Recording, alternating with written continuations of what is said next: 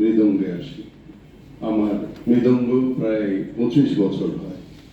আমি এসে যেটা শিখেছি, আমরা সংগঠনে কোথাও গেলে 6 মাস 1 বছর একটা অনুষ্ঠান হয় বা একটা গান গাইতে পারি এরকম, কিন্তু প্রচুর সময় দিতে হয়। কিন্তু মৃদঙ্গে এসে কিভাবে গান গাইতে হয়, থ্রোয়িং কিরকম, তালের সাথে কিভাবে, এই জিনিসটা আমার মনে হয় যে বাংলাদেশের প্রচুর শিল্পী যারা এখন অনেক নাম করা সবাই মৃদঙ্গ থেকে এটা শিখেছে, এর মধ্যে আমিও একজন।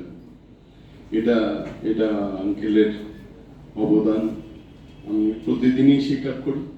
আর আমি ব্যক্তি কথা বলছি, আমার অনুষ্ঠান ছিল ওনার এই মাসের 17 তারিখ, কি না সরি 11 তারিখ। আমি কি কারণে জানি করতে পারিনি, নতুন কুড়ির জাজ হয়েছিলাম, জাজ হিসেবে বাইরে ছিলাম।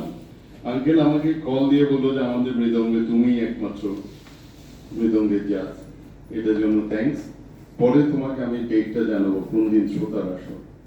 ঠিকই যেদিন চলে যাবেন এর আগের দিন আমাকে বললো আপনি ডায়েরিতে লিখুন, আপনি খুব ভুল করেন, 17 তারিখ আপনার অনুষ্ঠান লিখে রাখেন। তখন আমি বললাম স্যার কেমন আছেন? বললো একটা জীবন চলছে, মোটামুটি আছি, ভালোই আছি, শুধু দোয়া করো যাতে কারো কাঁধের উপর যাতে আমার ভর করতে না হয়, আমি যাতে মানে অসুস্থ না হই, সাথে সাথে যাতে আমার মৃত্যু হয়। আমি জানি না কিভাবে নিঃশব্দে চলে গেলেন, আমাকে মেসেজ দিয়ে গেলেন। ওনার সাথে আমার প্রতিদিন কথা হতো, প্রতিদিন গান বিনিময় হতো, যেমন বাইরের কলকাতার একটা ভালো যে কোনো ভালো গান আমি ওনাকে শেয়ার করতাম। এর মধ্যে আমি একদিন বললাম স্যার আমার তো খুব আজকে রাতে খুব একটা স্বপ্ন দেখেছি আপনাকে, আমি একটু আসতে চাই, আমার খুব মন খারাপ, আপনাকে দেখবো। বললো আসবেন, আসেন। তখন আমি আসলাম, বললাম স্যার আমার কথা হচ্ছে আপনি তো ব্যাচেলর মানুষ, ম্যারিড ব্যাচেলর, আপনি কোনো রান্না করার দরকার না, আমি খাওয়া নিয়ে আসবো। পরে বললো ঠিক আছে নিয়ে আসেন, কিন্তু আপনি শুধু আমার সাথে খাবেন। এটা একটা। আর হলো গত রোজার সময় আমি ওনাকে আমার বাসায় আসার জন্য দাওয়াত করেছিলাম, তখন উনি 3টা কন্ডিশন দিল।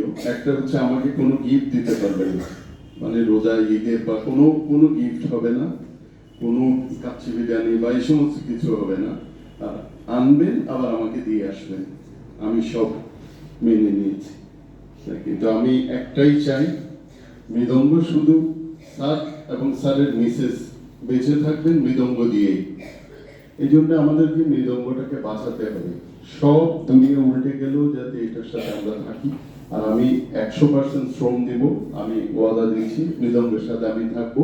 আপনারা এইটা চালু রাখেন অবশ্যই, তাহলে স্যারের আত্মার শান্তি পাবে। অনেক ধন্যবাদ।